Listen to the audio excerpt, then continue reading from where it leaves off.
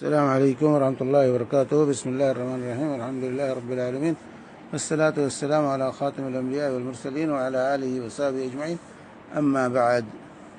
یہاں ایک بہن کا سوال ہے، کیا مورتی پوجا کرنے والوں سے ہم اپنے کپڑے استری نہیں کروا سکتے کیونکہ وہ لوگ طہارت کا اہتمام نہیں کرتے؟ دیکھیے میری بہن،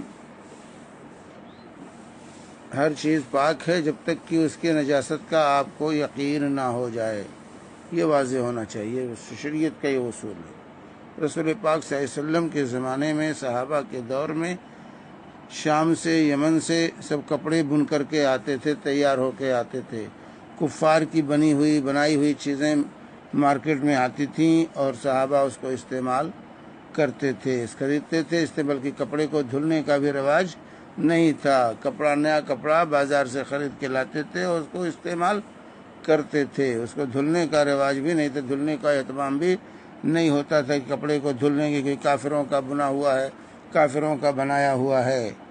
وہ طہارت کا اہتمام نہیں کرتے ہیں، اس لیے ان کے بنائے ہوئے کپڑے نہ استعمال کرو، ایسا کوئی فرمان رسول پاک صلی اللہ علیہ وآلہ وسلم یا صحابہ سے ثابت نہیں ہے۔ اس لیے مورتی پوجا کرتا ہو، کافر ہو، یہودی ہو، عیسائی ہو، ہندو ہو، اس سے کپڑے دھلوا سکتی ہیں، اس سے کام کرا سکتی ہیں اور اس کی بنائی ہوئی چیزیں استعمال کر سکتی ہیں۔ اس میں کوئی حرج نہیں ہے، اس میں کوئی حرج نہیں ہے۔ ایسی چیزیں اگر اس طرح کے وہ چیزیں دیکھیں گے تو زندگی گزارنا، دنیا میں رہنا مشکل ہو جائے گا۔ اسی لیے اسلام نے اس میں شدت نہیں کی ہے اور یسر اور آسانی پیدا، یرید اللہ بکم اليسر ولا یرید بکم العسر، اللہ تعالیٰ تمہارے ساتھ آسانی کرنا چاہتا ہے، سختی کرنا نہیں چاہتا۔ ان الدین یسر، یقیناً دین آسان ہے۔ ولن یشاء الدین احد الا غلبہ، دین کے اندر جو سختی پیدا کرنا چاہے گا وہ مغلوب ہو کے رہے گا، کامیاب نہیں ہو سکتا تو یہ سب شدت کی چیزیں اختیار نہیں کرنی چاہیے۔ جس چیز کو شریعت نے کھول دیا ہے، اس میں کوئی پابندی نہیں لگائی ہے، اپنی طرف سے اس پر پابندی نہیں لگانی چاہیے۔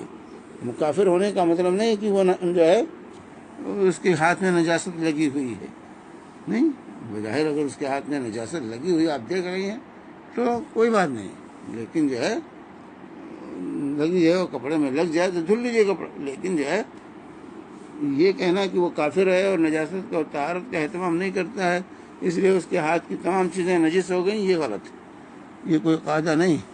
تو اس لیے اس طرح کی چیزوں سے ہمیں اس طرح کی اس فکر سے دور رہنا چاہیے، کیونکہ رسول اللہ صلی اللہ علیہ وسلم، صحابہ، تابعین کے ادوار میں دوسری جگہوں سے بنی ہوئی چیزیں آتی تھیں، وہ کپڑے اور ان کی اور دوسری چیزیں، اور اس کو لوگ استعمال کرتے تھے، کبھی یہ سوال ہی نہیں صحابہ نے اٹھایا کہ تو کافروں کی بنی ہوئی ہم سے زیادہ متقی اور پرہیزگار صحابہ تھے، لیکن صحابہ نے کبھی یہ سوال نہیں اٹھایا کہ ان کی بنائی ہوئی چیزیں، ان کی تیار کی ہوئی چیزیں ہم استعمال کر سکتے ہیں کہ استعمال نہیں کر سکتے ہیں۔